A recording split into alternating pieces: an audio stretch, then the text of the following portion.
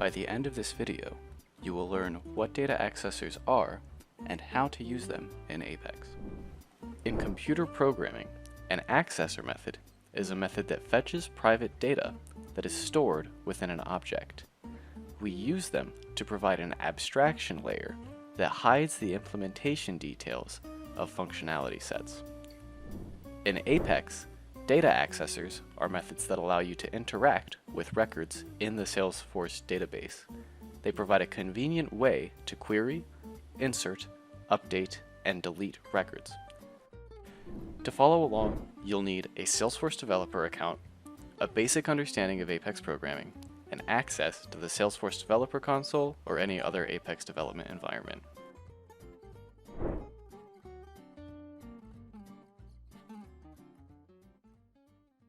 Alright, so a data accessor will require you to create 4 different classes. There's the interface, the data accessor itself, the mock, and the test.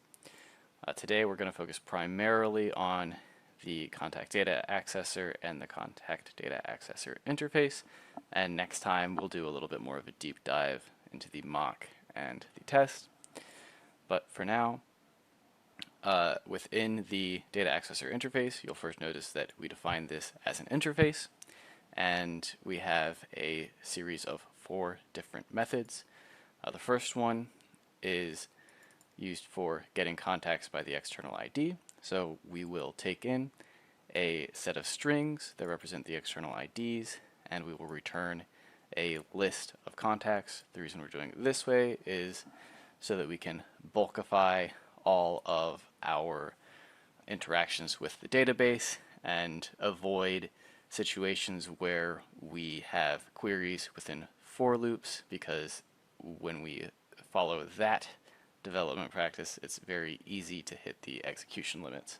So it's best practice to always deal with lists and sets when we are performing DML operations.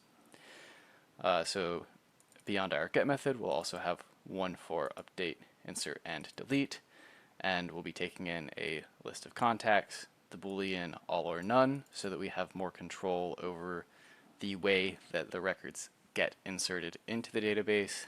This variable basically determines whether the contacts will fail or succeed validation as a group. So if we have some invalid contacts and we set the all or none equal to false, then the valid ones will still update, insert, or delete successfully, whereas if it's true, then they will fail or pass validation as a group. But here, the list of database.save results that we return will reflect the results of the DML operation, so it'll tell which of the contacts succeeded, and we'll also have a list of database.delete results for our delete contacts method. And again, this just provides the end user with details about the success or failure should we choose to expose that to them. Then within the data accessor itself, you'll notice that we use inherited sharing. It's important to use inherited sharing in your data accessors because it allows you to inherit the permissions context from the class that called it. So within our REST endpoint, we do enforce sharing because it's a global class. However, there are other classes where you maybe wouldn't want to enforce sharing, and of course those would be annotated as without sharing.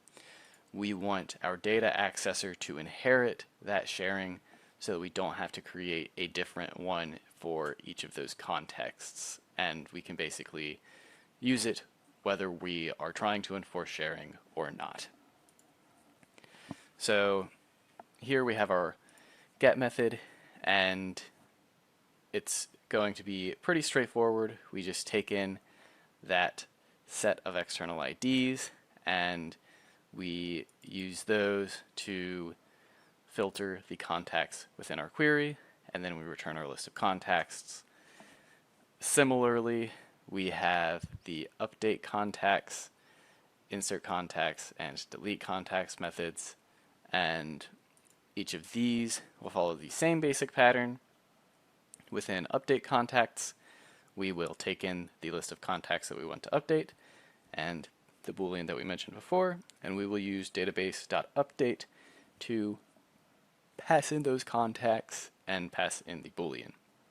Now this may look a little bit redundant because all we're doing is calling the database.update method, but creating the data accessor this way allows us to avoid having direct database interactions within our original class, which allows us to abide by the single responsibility principle.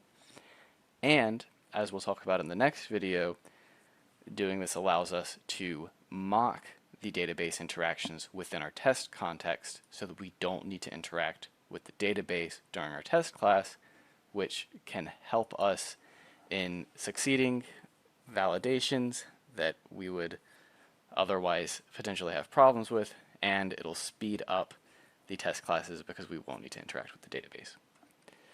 So speaking of this original class, my first REST endpoint, we should go ahead and talk about how we take the data accessor methods and use them within this class so that we don't have to use database manipulation language within the class itself.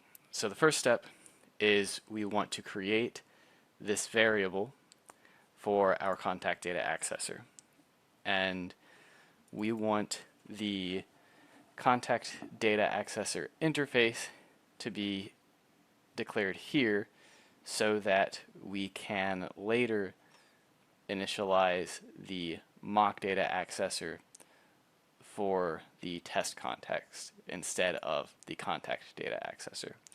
And so once this is initialized, we can go ahead and call it within our getContact method.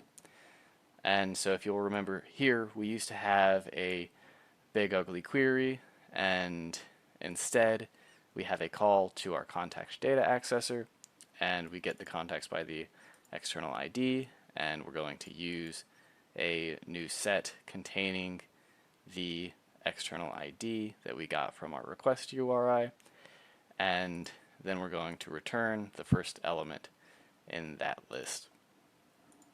And then we also have the create contact method, which we doctored up as well, and here, rather than directly inserting the contact, we take a list of database.save results and we get that using our contact data accessor and the insert contact method that we created on that. So if you would like to experiment with this a little bit, there are 3 more methods that you can doctor up yourself using the methods that we created in the data accessor. Good luck, and I hope you join us next time for the video about how we can apply this to the test context.